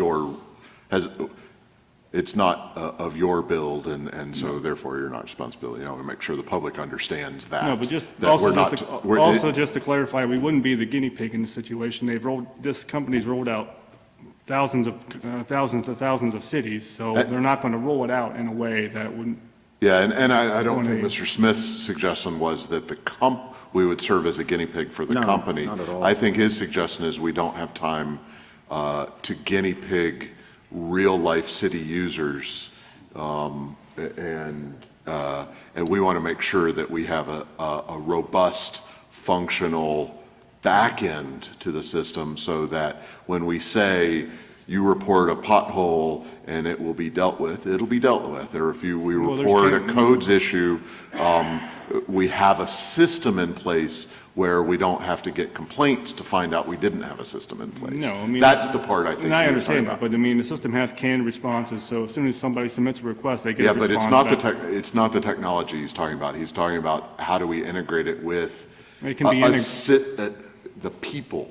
is It's not a what it's technology about. issue, it's a people issue. And we want to make sure that plan is in place. Other comments or questions on the motion to send it back to committee for further discussion? Hearing none, Mrs. Frank on that motion, please. Ms. Mealy? Yes. Mr. Noviello? Yes. Mr. Smith? Yes. Mrs. Katz? Yes. Mr. Henderson? In the interest of unity, I vote yes. Dr. Williamson? Yes, and so that's sent back to the Public Works Committee, and I would hope that we would be able to answer some of council's questions and have this back in say 2 or 4 weeks. I would not expect this to be a long, drawn-out process. I would hope, Mr. President, that it will give us the time, and I think 4 weeks would be plenty adequate, that we would have all of it put together. Great, thank you. And I appreciate Ms. Ray and the department head's cooperation and you know, helping us to understand what your plans would be so that we can ensure that we, in adding this service, that we have a service that the public is very much excited to be offered. And I'd say this, I want to thank Mr. Ray for bringing this forward, because here's an opportunity for the city of Williamsport to up its game in terms of customer service. Thank you. Customer service is our task. And so we can go from where we have been in each of our departments, and we're picking on 4 tonight, but I mean in every department across the city of Williamsport, we can improve. We can get better at customer service because that is our primary task. And Mr. Ray has really presented us a fantastic opportunity to do that. I think council just wants to get more comfortable that we have the plan to accomplish that in place. So thank you, Mr. Ray, for that. Next item on the agenda then is resolution award 2016 contracts for street line painting and seal coating. I'll let Mrs. Frank read it for us so she can say that B word, because I'm not sure I could. I've been waiting all night. In fact, I wrote it down. A resolution awarding the 2016 contracts for street line painting and bituminous seal coating for the city of Williamsport. Be it hereby resolved that the City Council of the City of Williamsport awards the 2016 contract for street line painting of various streets throughout the city and bituminous seal coating of roads listed on the attached page 3 to the following vendors at the prices listed on the attached schedule of prices. Street line painting from Gaithersburg, Maryland. The contract amount was $13,825.31. Bituminous seal coating was from Fayetteville, Pennsylvania, for a total contract amount of $11,182.37. Thank you very much. A motion and a second on this resolution? So moved. Second. A motion and a second. How are you, Mr. Silla? Wonderful, thank you. Tar and chip's a whole lot easier to say. That's how a lot of people reference it for future reference. And before I start, I just want to thank council for recognizing Officer Williams. I've gotten to know him pretty well from working through our department. And he's a good man. He has a wonderful family. And I know he had a real passion for the DUI program. So there's no way to gauge it, but he may have saved a number of lives over the years because he did have a passion for that. So you have a resolution asking council to award 2016 contracts for street line painting and tar and chip. The street line painting entails all the double yellow lines, all the skip line or passing lines, as some people reference, and the solid white edge lines, and that's throughout the entire city. The seal coating, the tar and chip, is a considerably lower cost alternative to paving different areas that we maintain by the seal coating, and we have several areas in the city that would be done. And these are both performed as annual maintenance. These were bid through the COG, the Council of Governments, where the city of Williamsport piggybacks with other townships and municipalities, where it goes out to bid through PennDOT to get the best price. We have worked with both contractors in the past with no issues, and this was reviewed by Public Works and by Finance and given a positive recommendation. Thank you very much. Mr. Smith from Public Works? We reviewed this on Tuesday. Boy, did we ever have a full schedule on Tuesday. We didn't leave here till 3:30. Mr. Sillo pointed out to us that we are putting out for private companies to do the street painting due to the fact that it's lower in cost, actually, than our in-house people doing it, as you pointed out, and because of the large amount that needs to be done, these folks have the capability to do it in a rather quick time frame to turn it around. So we were very happy about that. When he brought it about tar and chips, we asked him how that differed from tar and feathering. And he said, well, they put chips in there instead of feathers. So I thought that pertained to sending somebody out of town on a rail with tarred and feathered, but I guess he said that's not the same thing, right? No, depends on who's on the receiving end. Yeah. And also the alleys and so forth that have been done with that tar and chips have really worked out well. And it does hold up very well in the wintertime when the snowplow comes through with a pickup truck or to plow on one of the John Deere vehicles. It doesn't rip it up. It's a good solid rather than gravel and mud and water in those alleys. So it's a very worthwhile project that we're doing. So we appreciate the continuation of that. And we pass that with a positive recommendation to full council. Thank you. Thank you, Mr. Smith. Ms. Mealy? Yep, Finance passed it to full body of council with a positive recommendation as well, and had some somewhat lively discussion about the various and sundry street line painting options, but aside from that, nothing particular to report. Thank you. Other comments or questions from members of council? One I would say is I remember talking to Mr. Wright a few years back, because I think it's only been 6 or 8 years since we've been using the tar and chip in select alleys that were previously unpaved, and it seems like that they've held up pretty nicely and helped to keep the costs down rather than having to pave those. Is that been the experience of the department? Yes, very much so. Yeah, It's a great and it benefit. seems like a both durable option and one that I would imagine if you're a neighbor on one of the alleys, as I know there's one nearby me, although I don't use it. It seems like a aesthetically pleasing option. Right. That doesn't give any inferior product really for a low traffic alley than any other much higher price option. Correct. And in comparison to what Mr. Smith just mentioned, you know, to a muddy mess, it's a great benefit. Great.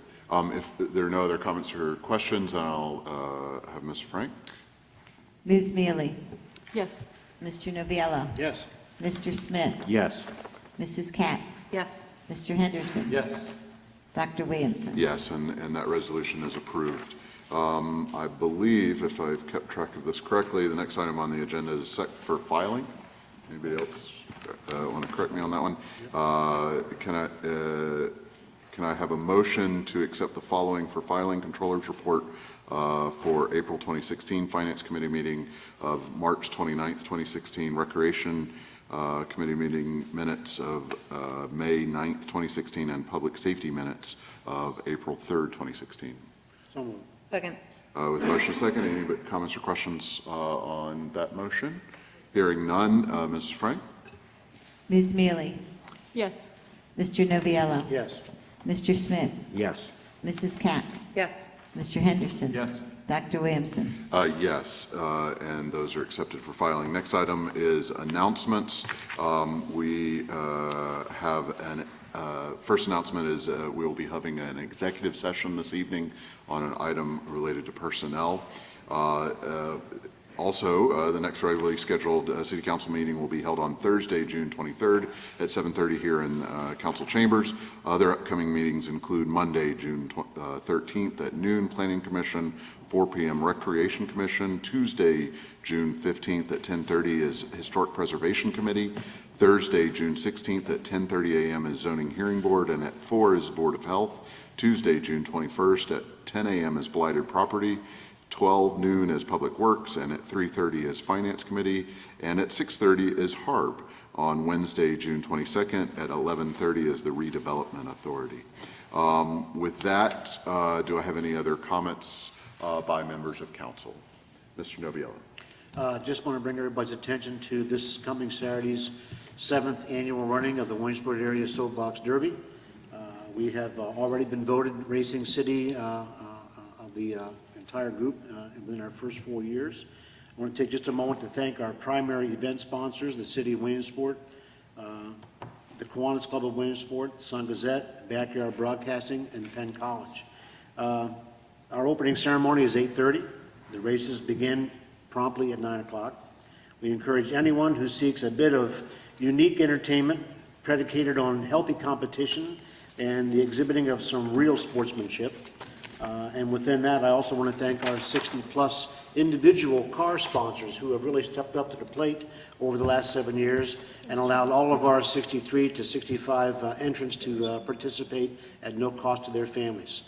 So we've always appreciated the city's respect of this event, and we hope to see as many people there as possible. Thank you. Ms. Mealy. Just one quick point. The Historic Preservation Committee meeting will actually be on Wednesday, June 15th. The date is right, yes. the day is wrong. And and perhaps this was my failure to follow up. I've been getting lost with all the various and sundry committee meetings, Janice. I have thought that we had scheduled also an ad hoc committee meeting on Tuesday at 3:30. Did I fail to do that? Tuesday the 14th? Tuesday the 14th. Yes, we did. We did? Okay, so there would be a meeting of the ad hoc committee on land value tax on Tuesday, June 14th at 3:30. Okay, which I believe would meet then in the Seckler room, or Seckler room. I can never remember how you say that. Other comments from members of council?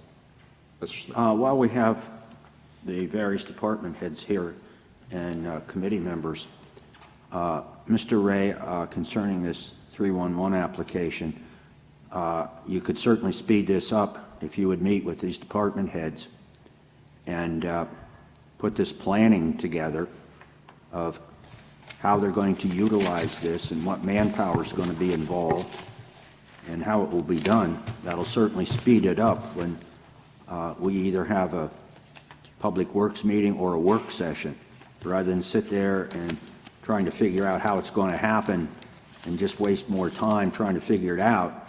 If that could be done ahead of time, I think that would be much appreciated to show how the manpower is going to be able to work with the information and the data that comes in. Thank you. Other comments from members of council? Hearing none, comments from the mayor or administration? All right, thank you. And comments from the general public? Hearing none, I'll take a motion to adjourn. So moved. Second. All in favor? Aye. Thank you, everyone. Have a good